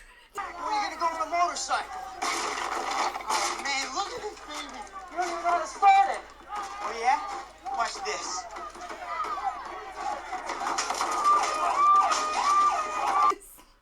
Everything falls off of it. And I'm sitting there. Maybe they should have put cheese in it. Maybe they should have. Conveniently, they just found a boat. Because why the fuck not? They found a there boat. was just a boat hanging out in there too. Yeah, just but like a boat hanging out. Before that, they made a comment because they're surrounded by water. And they're like, oh, well, we can't go in that because we'll melt. No, wait. Well, wait a minute, Megan. Hold up. You got too a little bit ahead of yourself. Because I wrote down inside the notes, the bad guys fell off the shed. How? Because when they broke out of the shed thing with the little motorboat that they ran out on, there was two dudes on top. You probably didn't catch it. There were two dudes on top. Just because they rid out the bottom, how did those two guys out there fall? Yeah. They broke out. Whoa! I don't know how they fell. But no, they made that comment while they were still in the shed because they were trying to figure out where to go, how to get out, how to escape and everything. Yeah. But they're like, well, we can't swim through the water because it's so polluted it will melt. So I don't know how they conveniently found a boat after destroying a motorbike. Because the director or the writer put themselves inside of a hole and they like, boat. Why not? Yeah. Which the two guys fell off into the thing. Yeah, and that boat stuck. I mean, the boats in San Andreas fucking looks better than what the fuck we saw in this movie. Yeah, oh my gosh. And then conveniently they getting chased by the jet ski gang. I don't know. Yeah, they just got two dudes from out of nowhere just chasing them in jet skis. And not only that, but these jet skis are smart jet skis too because they have tracking. And they also have torpedoes. And they also have guns mounted. Megan, there was a gun mounted on the thing. Because I wrote, the bad guys have jet skis but aren't shooting. Wow. The jet skis have guns, torpedoes, tracking systems. They didn't fire shit at these dudes on the boat. Instead, they fire at the water. And that sets it on fire. Because I'm guessing because it's so polluted or whatever. But they also end up hitting trash on the side. And there's this big explosion that happens for no reason. Yeah. Just for no... And it causes Billy and Jimmy to fall off the boat into the water. You know, the polluted water that they said would make their skin melt? Mm-hmm. And they're fine. And then they make a thing about, well, you'll just... when you inhale the water, you'll just get diarrhea and go balding or some stuff like that. And then they start freaking out. And I'm like, is that supposed to be funny? Yeah. Like, how the way they said the line and how the way they were at there, I'm just like, this isn't funny. Like, this is actually not a very good line. It really wasn't. This is actually not a good movie. Double Dragon. And everything that gets in your mouth, you get diarrhea for a week and all your hair falls out.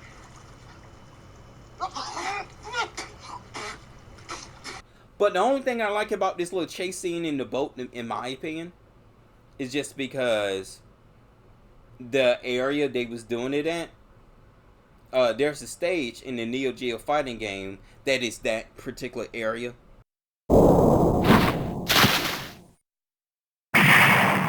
Round 1 of the jet ski dude uses advanced ShukoNet technology that told him wrong information because it was like target destroyed. And he was like, Shuko, I got him. We'll send some divers to recover the bodies. And then they left. I'm just like, okay, buddy. Yeah. Like, maybe you should try to search for that one dude on the jet ski who covered his face and was never seen again for the entirety of the movie. Like, did they just imply that he died or he got caught in the fire? I don't know. They did a terrible job. It didn't look like he got hurt to me. What happened there? Amazing movie. Double Dragon. Double stupid. Double Dragon. Oh my god. This is an insult to dragons. Man, this is insult to cinema. Like, I don't know what you on about. You're not wrong. This is an insult to cinema. Fuck this movie. Okay. And I have a physical copy of it. Boy, I'm sure smart with my money. So let me tell you here, okay? So, and then it goes to a news channel, of course, Channel 69. You know what I mean? Yeah. And it's basically news reporters and everything talking about the big gang fight that happened, you know, about Billy and Jimmy, the big gang fight that happened, and how there's a big explosion. How the river is on fire now. How the river's on fire and how the gang stuff need to stop. And then, like, you see the police dude talking about, yeah, I agree the gang stuff is a problem. And then the reporters are like, hey, maybe you've been too hard on the gangs, man. Maybe you need to chill out on the gangs. Yeah. Maybe they just need a hug. That's an actual line. It wasn't exactly maybe they just need a hug. About it. They have rights too. Yeah, maybe the gang members are just misunderstood. Right, maybe they just need a hug.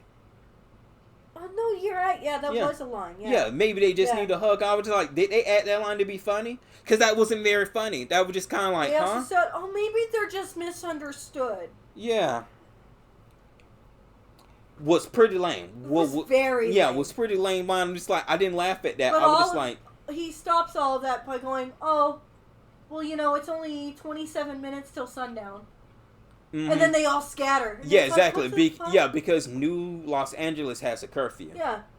You know, because at nighttime is when all the gangs come and roam out, so they have a curfew. Yeah. Basically. But since they're being out during the day, what the fuck does the curfew even matter? Exactly. So it's kind of like... The movie doesn't make much sense. It doesn't. So I'm not even going to try. Plus the fact, you know, earlier in the movie it talks about how there's all these, you know, gnarly weather events and stuff, and that's why the curfew's in place. But it's really the gangs. But it's really the gangs. It's stupid. Then from that part, it goes to Shuko in his lair, his building or whatever, and he's ranting about how he still needs some medallions. Yep. And then that's when it hit me. Lash, the chick that uses the whip, is just Linda from the games. Yeah. You know, that uses whip. That's when it finally hit me. I was just like, oh, that's the whip chick but for some reason the game. They call her Lash in the movie. Yeah, they call her Lash. Yep. Yeah. So take us to the next part, Megan. Oh, after that, it cuts back to Jimmy and Billy. And, you know, I think, is it Billy who brings up, hey, maybe we should ask Power Stone for help? Power Core. Power Stone. Oh my god.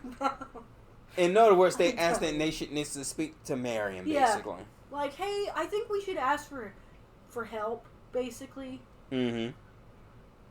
So, and they kind of go back and forth, and they're on, like, this bridge. Yeah, exactly. They're on the bridge while they're trying to think, hey, man, stuff got real. We need help from Power Core and Marion. Yeah. And then it hit me because I wrote down, so Marion isn't just a romantic...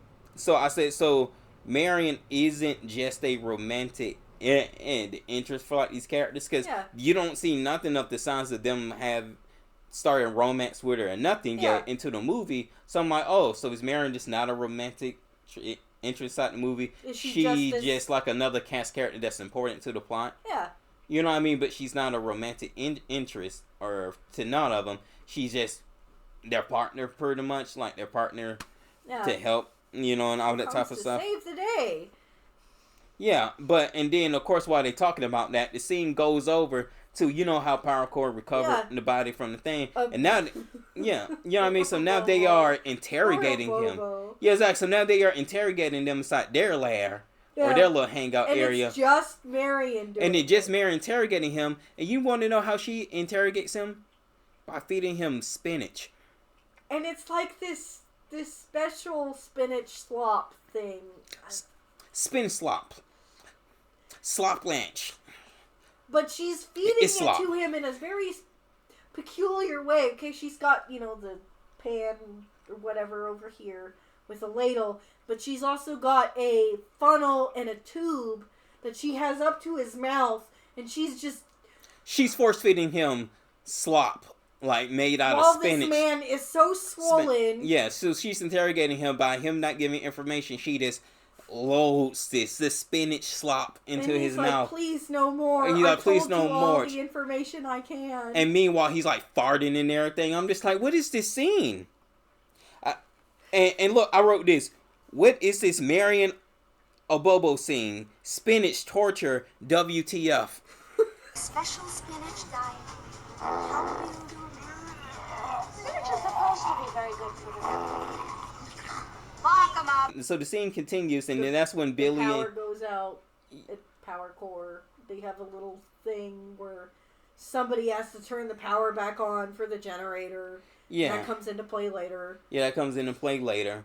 Which, of course, that's the whole reason why that scene was even there, was to show you a plot point that'll happen later. But anyways, Billy and Jimmy do some dumb shit. I'm not going to get into detail. They managed to get their way into the, they managed to find their ways to Marion's hangout. They go in there, and then they talk to Marion about, hey, we need some help, blah, blah, blah, blah. And then that's when it hit me. And I wrote this. Marion wearing garters with short shorts and an ugly-ass trench coat and gloves jacket thing. She looks like a concept art TLC member.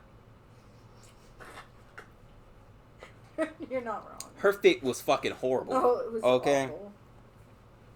So eventually Marion agrees to help them, and that's when the movie is reaching its end point here. But not before she says, hey, have you tried clicking your heels together?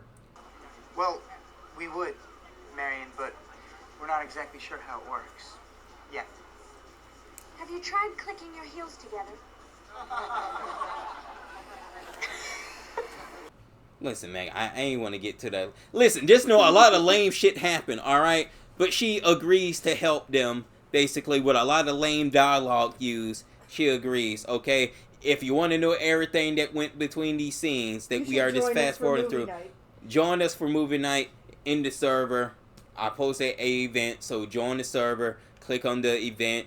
Hope to see you there. There will be a giveaway for 3 lucky people. So join, come watch the movie and cringe with the rest of us here when I stream it if you want to see the rest of the dialogue. Now, anyways, and this is where the movie's now is reaching end game.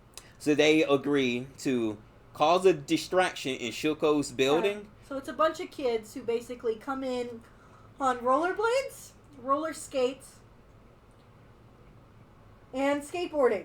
Marion's gang is just the cast of Brink from the Disney Channel original movie. Yeah. She just got the whole cast of Brink and was like, yo, man, like, go raid this. Yeah. Okay. Go cause a distraction. Yeah, so her gang is causing a distraction, recording Brink 2 in, in the building, while, like, Billy, Jimmy, and Marion is off somewhere on the other building, like on the roof or something. It was on a roof. Yeah, exactly. They found a way red on the roof because the camera has a thing on not showing them.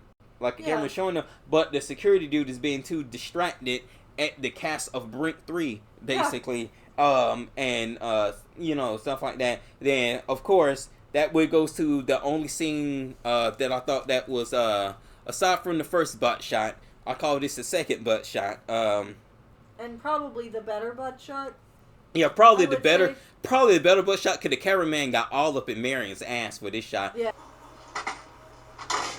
Well, I know this scene. Security occupied right now. Come on, let's go.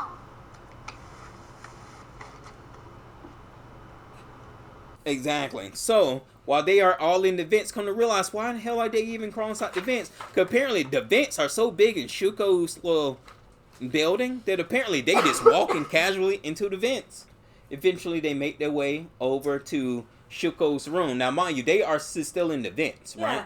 They are still in the vents, but they are in Shuko's now big room and everything. And the vent is conveniently... And you know how they always do this trope in movies and shit. And it's where the villain takes off whatever it is. Or like whoever... They take off the big plot point, yeah. And it's always off their person, and they always have it stashed in a safe place. Underneath vents. Mm-hmm. Very convenient, right? Well, for some reason, Billy and Jimmy, they have this magnet and this chain. So they lower down this magnet and chain to try and lift up the big, huge medallion. And it's this little flimsy magnet. Like, you really think that that's going to actually work? I said, where did Billy get freaking wire at? I thought it was a chain. Man, Where's I the don't know wire? what it was, a wire or chain. I don't know. Only thing I know is he just conveniently had it, and then like the fact that she had something on her clothes that was like a very sticky thing that was convenient. Well, that's just. I thought it was a magnet because the way. I don't know. Well, what's the Maybe- magnet on her cloth? Maybe you're right. Maybe it was a sticker. It was like a little If it was sticky a thing. sticker, that's Yeah, it was like a little even sticky worse. thing. Yeah, it was like a little sticky thing. Because And then stickers are notorious Yeah. for not sticking. yeah, and then I wrote MacGyver ass plan. Yeah. Lol. Like, what is this MacGyver Not ass only shit? that, but here's the other plot point too.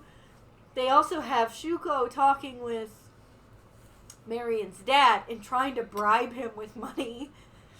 All the while, you know, Billy and Jimmy are trying to lift up the medallion. Yeah, exactly. They're trying to get the medallion in the room. And the funniest shit is, you have Lash standing, like, right behind where they're trying to lift the medallion up from. So she's, like, looking and she's going, like, no, what's going on? What's this thing coming from the vents? She walks over and there's a suit of armor with a pole arm attached. She just grabs the pole arm and she starts stabbing the vent. Yeah, she started stabbing the vent. And I wrote, Lash is the only smart person here. Lash is the only smart person here. Like, she just literally breaks that shit. And then they come tumbling And out. they come tumbling down. And then comes to one of the most dumbest lines in this whole movie. Dad, does this mean I'm grounded?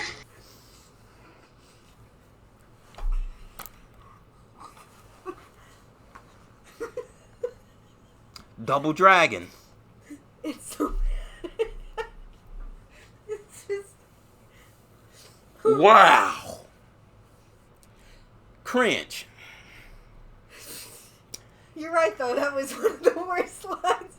Mm-hmm. No, they're not as bad as one of her future lines, though. We'll get to that later. A big kerfuffle ensues. There's a bunch of fighting. There's a bunch of nonsense going around. Eventually, Billy and Jimmy fall down this hole, this little pit area. Yeah. Fall down this little hole, little trap thing. And while they fall, Shuko does something that is so goddamn stupid. Makes no sense why he would do this. But it was also cool at the same time. Like, he had no reason to do that. He just did it just to be Shuko, I guess. It's when they fell, and while they fell, he goes see they fell. He takes this little cigarette, and he just, and then it's casually just does that. I'm like, what was the point of doing that? But also, hey, what the fuck? Like, this nigga is Not kind only of that, smooth, but like ain't he? he also turns into the fucking shadow thing again. Yeah, exactly. He went from doing something that's kind of cool to, and now you're lame again.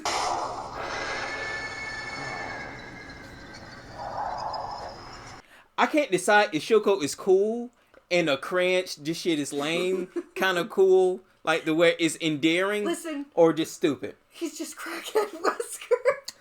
Exactly, just crackhead Wesker. Also, I really want to point out, because Billy, Jimmy, and Marion, all three of them had to basically slide down ropes and everything. You would think that they would have burned the absolute hell out of their hands. Well, they didn't. I know. Magic. Just magic. Well, Megan, they got something called plot armor, okay? So, plot armor can do a whole bunch of stuff. Horrible plot armor. So, anyways, they fall down, kind of realize they are in the laboratory where Abobo was turned into that abomination. Billy is just being lame and insufferable the whole time. Like, Billy's just like cementing his status as the worst character in this entire movie. Eventually, he says something like waking the dead or something. And then when he says that, one of the bodies that were dead or something comes to life or whatever. Yeah. And then it And goes... I thought, it must be, one of his henchmen woke up, whatever. Okay. No. Come to realize, I found out what's the thing. It was Shoko when he turns out the shadow. He was possessing the dead bodies. They don't show it. They don't show you that Shoko is possessing the dead bodies. They kind of just have the bodies just wake up and you're like, huh? And like one of the dead bodies goes, did you miss me? Yeah. And I'm just like, and then I wrote down, did you miss me? And then I wrote, who in the hell is this? It says, hi, did you miss me? Yeah. But he includes the hi. Like, why would you? Why? Yeah, hi. Did you miss me? Hi there. Did you miss me? Huh? Who the hell is this dude? Like, you just... And then on top of that, he later says, I think I should kill you. Yeah, and it's like, oh my god. It was lame. I think I'm gonna kill you now. Because they drop something heavy on the person. Yeah. And then the next thing you see is Shuko just being in his little shadow farm. Bad CGI. I guess considering the time that it was made. It's pretty... Considering the time it was made, I can't shit on that bad. But it was like still kind of still rough looking. It's still really rough looking. But essentially he possesses another body. And the body is like some... Frankenstein or Bobo. It's like some other big muscular person, yeah. but like instead they are like metallic with gloves on, and they got can't like a metal jaw. Mm-hmm. So like when was it Billy that tried to punch him, and then yeah, like oh. Yeah, but eventually they realize they can't beat him. They try to run away. The people that manage to escape is Billy and Marion, and so Jimmy trying to tell them to leave. Basically, it comes down to where, they leave while the last thing they see is Jimmy getting bear hug in the most comfiest bear hug ever. Yeah, it honestly, it's like, I think you need a hug. Megan, pass me Mr. Scrotal here. I'm finna show y'all something. This is how Jimmy got bear hug, bro. Like, kind of like this. Okay? Like, just so gentle. Yeah. And, basically, Bill's like, I don't want to let my brother go, blah, blah, blah. And then comes one of the... probably the worst delivered lines in this whole movie. No, I will say this is the worst delivered line in the whole movie. If not, the worst line in the whole movie. Would She you like trying me to read it? Yeah. So Marion goes, we have no choice. We have no choice. No choice! We have no choice. Let's try to find a way out of here, okay? Did she say the line bad the first time? And then she tried to say it again? Like, I don't even think she's supposed to say it the second time. Yeah, she did. That was bad. So She clearly fucked up. bad. She clearly fucked up and tried to fucking say it again. And they didn't even do a second take. They just said fuck it. They didn't even say cut. Like, can you Hold on. We have... no choice. The scene then goes to the fact that the police dude has now had enough. He's now like, alright, we really need to do something about these gangs. We need to do something about it now. My daughter's out there, blah, blah, blah, blah. And all of the cops are like, yeah, screw you, dude. We're not doing that. We're not going to put ourselves at risk. You know what I mean? Like, these gangs are too much. We ain't putting ourselves at risk. You are on your own. So sure enough, the dude is like, alright, cool. I'll do this by myself. So he just marches out by himself, and he goes on a one-man crusade because he's like, hey, if I have to take out all the gangs by myself, then so be it. So he goes and lead on his one-man crusade. And then I wrote, Police Dad is the only good character in this whole movie. Yeah. Real ass dude. You know what I said? What? Police chief is the only one who went in to try and restore order. Exactly. Out of the entire police force. He's like, yeah, I think I'm going to restore order.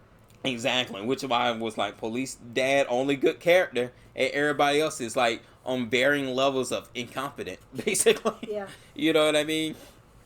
And so, once that happens, you get to find out that Shuko actually has Jimmy captured. And he's like talking shit to Jimmy. Then that's when Shuko explains the rest of the plot. Everything that one chick, everything that Shitori didn't say before Shuko knocked on the door, he finished the rest of the stuff that she was probably going to say. So he explained his whole stuff, his motivation, blah, blah, blah, blah. So that ties up the whole plot together, which lets you know this is the end of the movie, basically. Mm-hmm. And you know what's happening while, like, Jimmy is getting, like, tortured, while, like, Shuko is talking shit to him?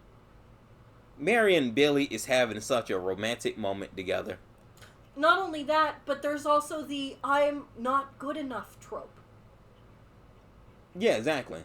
And it's all just to lead to Marion saying, "Hey, you are good enough. You You're good have me enough." here, Yeah, too. exactly. Hey, don't forget about me. I'm here to support you too. Then they have a little moment. You are good enough.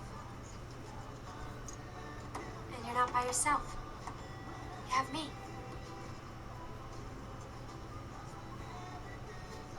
And then I wrote this. Mary and Billy is hitting it off. Billy is still lame as fuck though. What that leads to is he must have used ShukoNet because they all got hyper doxed. All of the gangs is now raiding Marion's and the Power Core's hideout. And now they all raiding. A big fight starts happening, and at least you know this is the big final fight of the whole movie. But you know who shows up? One of my favorite characters throughout the whole movie. Mailman. Oh yeah, I know. Yeah, the mailman shows there were up. A bunch. Yeah. Once again, I will reiterate, big fight going on. All these martial arts stuff, people fighting. And then Billy still ain't doing not a lick of martial arts. Not only that, but now you also have Lash comes in. Okay, but And I thought this is where they were gonna kidnap Mary, and I was like, okay, they're gonna kidnap her right here. it doesn't matter because Lash gets owned She does by Marion. a gardening tool. Her whoops get cut by Marion, and then Marion throws a better punch than Billy has done this entire movie. Yep. And I wrote, Lash got fucking owned. Marion one hitter quitter. Basically. Like, bro, she wrecks fucking Lash with like that punch. And as soon as that's done happening, that's when we get this dramatic slow motion that hasn't happened the entire film. No, Megan, you going too ahead of yourself. Because while all that fight is all going and Marion knocks the shit out of Lash, the scene goes to Abobo, who's not fighting, even though, you know, remember he was still getting interrogated. Yeah, you're right. Yeah, he's in the bathroom and everything, and all the fight's happening outside, and he's in a room. He looks at a picture of this hot woman or something. You know, he's in a bathroom, little dingy, dim room. He's looking at this little dingy picture of, like, this woman in a bikini, and how the way he's grunting and whatever. I'm thinking, yo, is Abobo jacking off in this? Like, what's going on? And apparently he's not. He just doing his usual thing that he was doing before he transformed into regular breathing. Dude. And then I'm saying he looks in the mirror. He gets to see how ugly he freaking looks. That abomination. Like, ugh. That grotesque dude. He gets to see his own reflection. He gets to see what we've been seeing for throughout this movie. And he has a mental breakdown. Yep. So, then we get to where you was going. Yeah. To where the scene then cuts because nobody cares about Abobo no more. Yeah. So the scene goes to sort of fighting. You're lucky. Generally, I put people in the hospital. All of a sudden, Billy is fighting people, and then you say it. Slow motion for no reason, none, and you just see Jimmy show up just right there, just.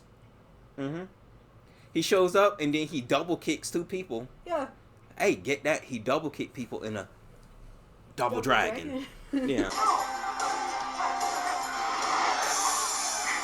Oh my god. Then that's when I wrote that Billy got bullied. Because Billy Jimmy bullied Billy. Yeah. Basically beat him up and called him Dragonfly. And then he's like, don't call me Dragonfly. And then I'm like, bro, what? Like, that's the thing you get butthurt about? Getting called Dragonfly? Yeah. Huh? Jimmy? Hello, Dragonfly. Don't call me Dragonfly.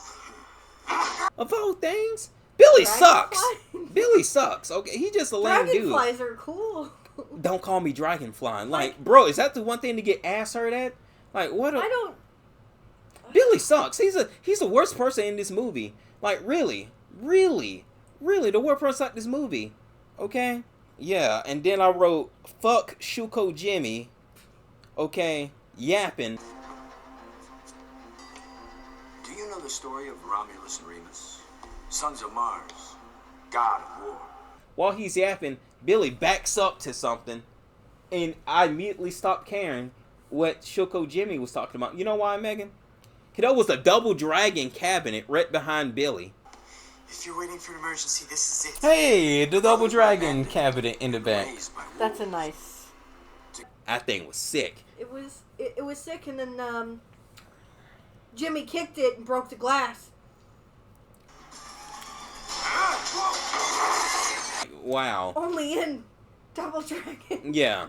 Only in Double Dragon will they destroy A Double Dragon. Billy eventually has enough of the shit because he realized he's losing, blah blah blah blah, Yeah. and everything. So he's like, man, this shit ain't working. Say it. He ends up saying, he takes the medallion off and everything. Mhm. And he's like, this piece of junk, I can do better without you. So he throws it and it activates. Mm-hmm. So you don't want it, and then that's then when the medallion's like, all right, fine, I'll start working. So it flies back to him, and then he does this weird glow thing. Yeah, it was weird. Yeah. And when it starts working, he finally does martial arts, Megan, for 1 second. I know. What? Double Dragon.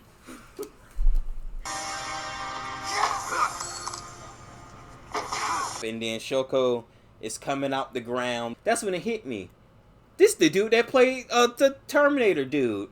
It just hit me when he was coming up the same way how it does the Terminator 2. Yeah. It came up, it finally hit me like, dude coming out this thing like Terminator 2. That is the same dude that played the guy in Terminator 2. Wow, it just hit me until now. Amazing how he saved his career with Terminator 2. Yeah. Because, bro, if this was his last movie, he would have been double fucked by being in Double Dragon. Let me tell you. Stupid. Yeah, Double Stupid. That's the name of this video of the podcast here. So, yeah. So, eventually, he's like, yeah, blah, blah, blah. But since there's no lights on, now I'm going to show you some real shit. What ends up happening, they end up losing the half of the medallion. He ends up picking it up in his shadow form. Mm-hmm. So now he has both pieces. So now he's all powerful. Yeah. By being in the dark. So he splits himself into two different people, but now they don't even look like Shoko no more. They look like two weird samurai. No, two samurai, but you know what I wrote? What? Shuko turned into two Lord of the Ring Urukhais. Kind of what he looked like, yeah. Yeah. And so they're all fighting now. It's the Double Dragons against the Double Shukos, and now they're fighting, blah, blah, blah. And it's some of the most lamest shit you will ever see. Yep. And including this legendary line that I had to write down. It was really bad.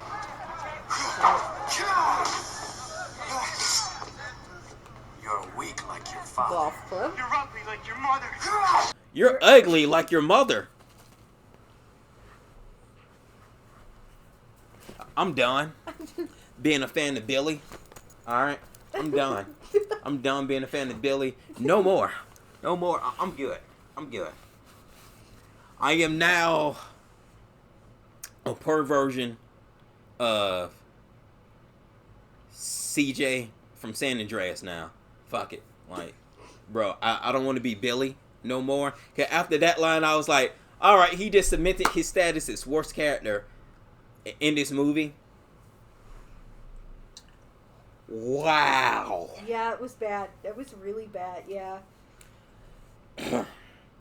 So, eventually, it all gets to the whole thing where it's like, a Bobo tells Marion to turn on the light because as you know, based on earlier inside the movie, his weakness is like bright lights or being in the light. That's why he always wears shades. Yeah, that's why he always wears shades, because he's super sensitive to bright lights and all that type of stuff. So that's what happens. And so Bobo learns that from earlier in the movie. So while they're doing this whole stupid fight sequence, Marion goes to the generator. Turns on the light, which of course is a callback to earlier in the there, movie. and she has to sit there and keep pulling the string and keep pulling the string. And then eventually it works, the lights come on, and Shoko's like, oh no, I'm weak now. And then the Double Dragons do a double tag team move, which is the dumbest. Oh my god, that shit was dumb. What was that, like a little teamwork cartwheel? It was lame. Alright, y'all? It was very lame. Oh my god, garbage.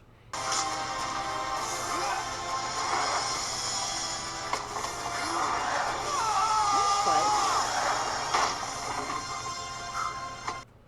Yeah, and then they gain. Yeah, and then they get the it's just medallions. magic. It just flies up in the Yeah, air. it just flies up, and then they both grab it, and then they transform into the Power Rangers. Oh, I'm sorry.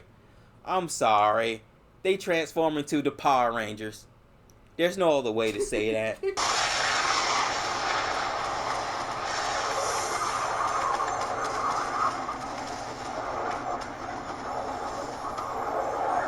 They just transform into Power Ranger ninjas, I guess.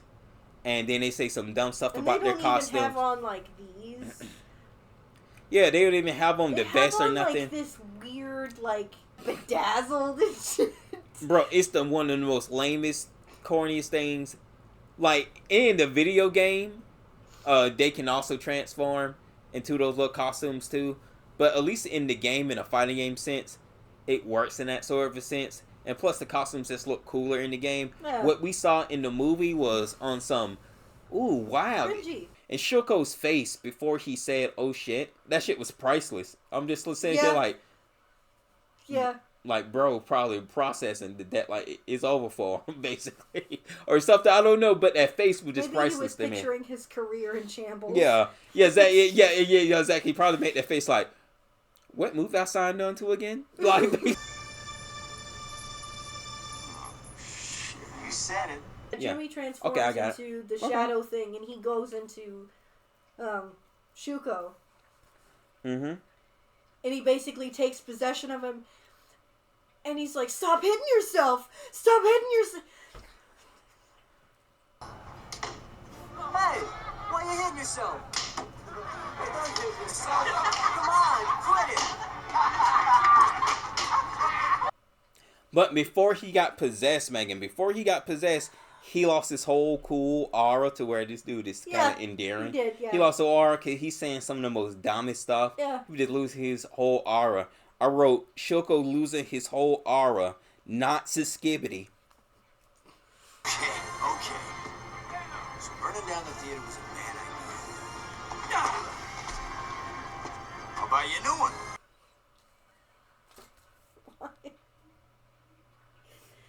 Cringe. It is what it is. Homer got no aura. And then that's when Jimmy used that shadow power to possess him. Yeah. And then made him look even lamer. Yeah, basically.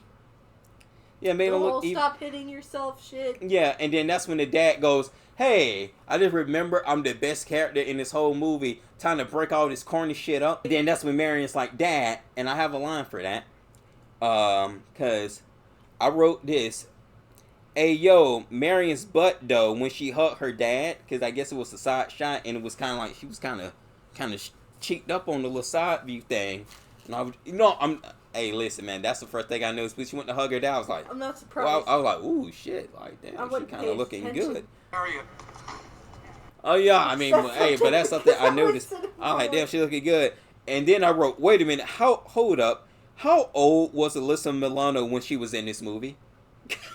Because I had to really think about it. I was like, I don't know. I'm just kind of like, I think I looked at this chick's butt and legs for a little bit too much during this whole movie. How old was she?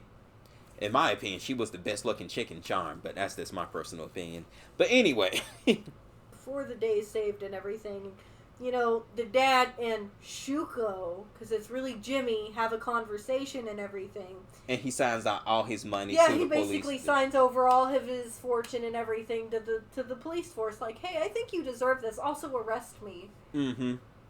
And then he, like, rips himself out of Shuko's body. Mm-hmm. And so while all that's going on, oh, look, Shuko's getting arrested, blah, blah, blah. And he's like, you think I'm evil? Wait until you meet my lawyers. Ha, ha, ha, ha. Yeah, and it's like, oh, dear Lord. You think I'm bad? Where do you meet my lawyers? So, I guess you guys will be taking off now, huh? It was such a bad line. Bad line. Terrible Just line. awful. Shuko lost all his aura, bro.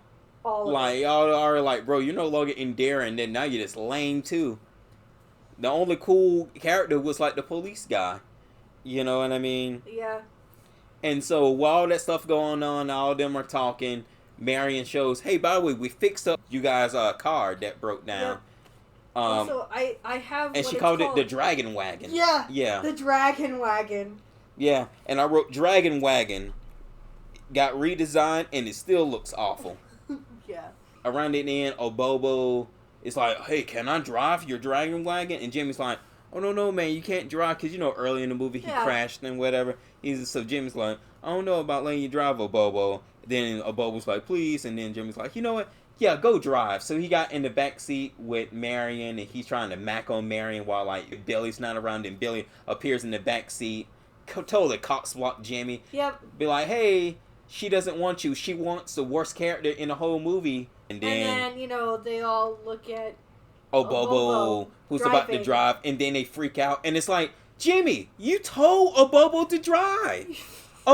Like, why did you tell Obobo he can drive, and then all of a sudden you freak out because he's driving? Yep. Dumb as shit. That was pretty Dumb. dumb. And then roll credits. No. Basically, I wrote this. This is getting to be a real shit ending.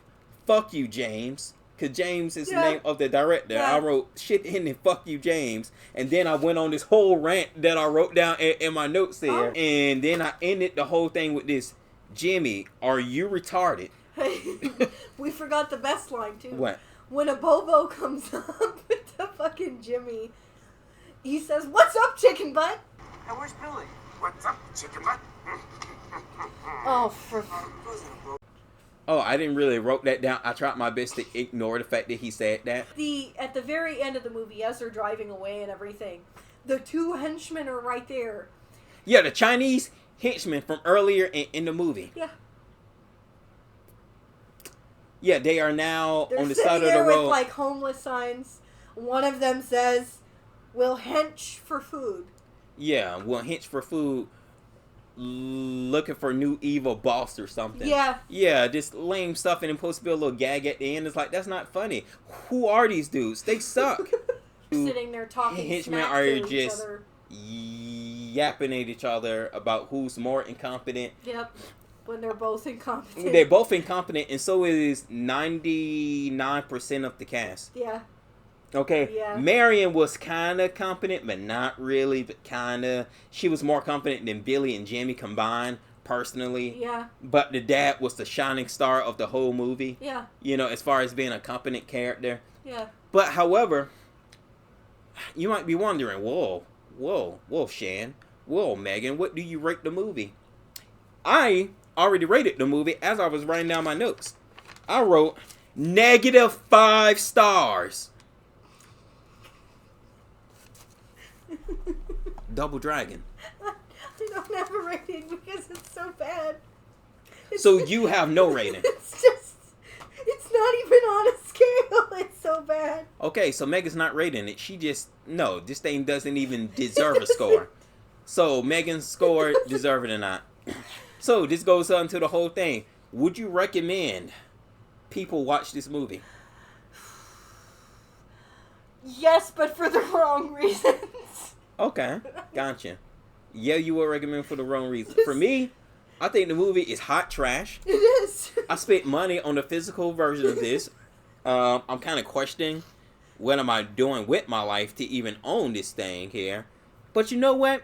So would I recommend people watch this movie? Obviously, if I'm streaming it. So yeah, I would, but just like Megan would say, for the wrong reasons. I think this movie is, honestly, I think this movie sucks. But I think it's so bad to where you can actually have some amusement with it. You can definitely have amusement with it. Like I said, there's one point in the movie where somebody just throws a random tire on top of a building. Yeah. This movie is something else. I would say that's probably about how the movie itself goes. Just I would say somebody got the Double Dragon license and was like, let me fuck this shit up. yeah. Like, Yeah. that was pretty much it. How can I make this the worst thing I've ever seen? Yeah, I mean, yeah, the movie isn't good, but I do recommend you seek it out, and I think it's actually free on YouTube. Last time I checked on YouTube, you know how YouTube has like the free movies? This movie was free on YouTube to watch for free. So, watch Double Dragon for free on YouTube. Because the movie is just hot ass. Like, it's really not a good movie. But it was so bad to the point where I thought it was endearing just because of how bad it was. And also, Alyssa Milano's butt. I think I think that's a good reason to see the movie. But either way, guys, that's the review. Kind of went longer than I originally planned it to. Well, but we had a lot of shit to say. because it's... Yeah, exactly. We had a lot of stuff to say. If this was a good movie, this would have been a 10-minute review. Yo, this movie was tight, basically. Pretty much. But no, the movie was bad. We had a lot to say about it, so I hope you guys enjoyed our review of this. I hope you found some entertainment. And by all means, seek this movie out. If you ain't going to join the server to watch the live stream of it that I will be doing, then seek it out on YouTube. I think it's worth watching just to laugh at, honestly. Also, Alyssa Milano's butt. But aside from that, I just hope you guys enjoyed our little chill podcast thing here, talking about some random stuff and then going straight to the movie. Hope you guys enjoyed the movie review. Leave me some feedback. Let me know how things sounded with audio wise. Let me know how stuff was with the review. Leave me some feedback. Have you guys seen Double Dragon movie? If so, what do you guys think about it? If you haven't seen it, would you actually go and watch it? Let me know. Leave me some comments. Let me know. Drop whatever you want inside the comments. Leave a like if you enjoyed. Leave a dislike if you didn't enjoy. Hey, either way, I'm just glad y'all took time out to even listen to the first episode of the Black Room podcast. I think the next movie review I will be doing for the podcast will be, well, you know, the new Fatal Fury movie. The new Fatal Fury game is coming out this year, and in a few months from now. I was like, I'm gonna do the Fatal Fury movies from the first one to the last one, 1, 2, and the motion picture. There were 3 movies. I think next month, look forward to the first ever Fatal Fury OAV, or is it OVA? I always get them mixed up. But either way, it's going to be the first Fatal Fury movie. So that'll be what you guys can look forward to for the podcast for the rest of a couple of months. Either way, I hope you guys look forward to that, because I'm excited to actually review those and have them on the channel. So hope you guys look forward to that. And I hope you guys look forward to the video game based off of this movie, which is actually real good. It's funny that this movie that really kind of sucks spawned a fighting game that is actually legitimately very good and very fun to play. I enjoyed it. If you are a fan of games like Street Fighter and such, definitely seek out the game on the Neo Geo that's based off of this. Okay? It's very good. And man, that's all that is to say. I'll see you guys next video. God bless. Take care. And I'll see you next video. Peace. Better luck next time, losers.